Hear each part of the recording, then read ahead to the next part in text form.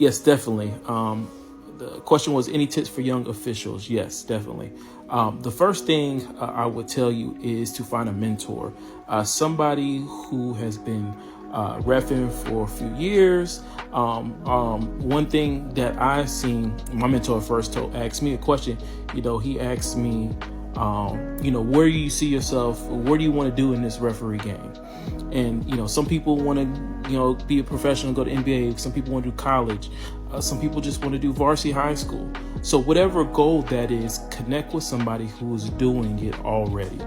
That's the number one thing. Also, another thing I picked up is practicing in the mirror, practicing your signals, understanding, how you look, your composure, how you carry yourself when you're calling your fouls or throwing your flags, whatever you're doing when it comes to a referee. That's very important because when people look at you, they see that. And another great thing is practice.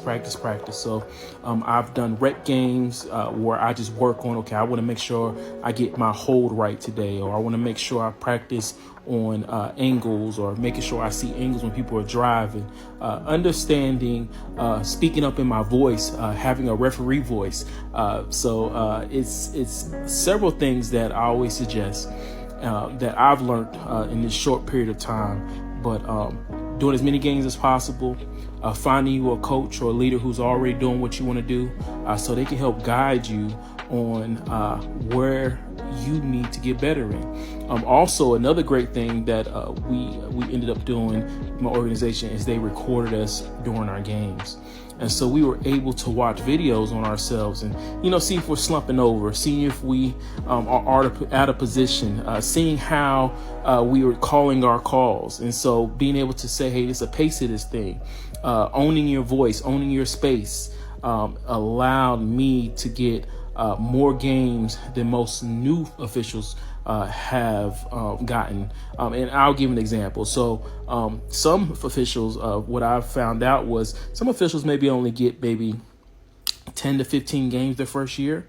I got well over 60 or 70 games just because of my coach, some of the practices and the things that they gave me tools to do.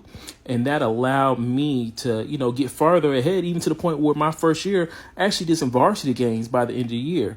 And that's really huge for somebody who's never done refereeing at all. So just some things that I've learned along the way, and I hope this helps you.